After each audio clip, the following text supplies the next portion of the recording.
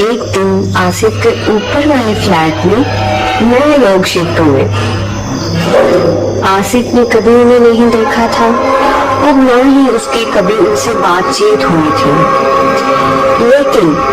नए लोगों के शिफ्ट होने के बाद अक्सर आसिफ को रात को अजीबोगरीब आवाजें आने लगी, ऐसे जैसे कोई चीजें घसीट रहा हो या जैसे कोई भारी सामान गिर रहा हो। शुरू में आसिफ ने इसे नजरअंदाज कर दिया, ये सोचकर कि शायद कोई फर्नीचर दुरुस्त कर रहा है, लेकिन ये आवाजें हर रात आती रही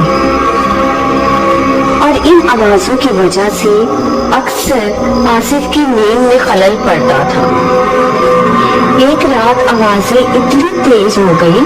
कि आसिफ बर्दाश्त न कर सका और वो अपने फ्लैट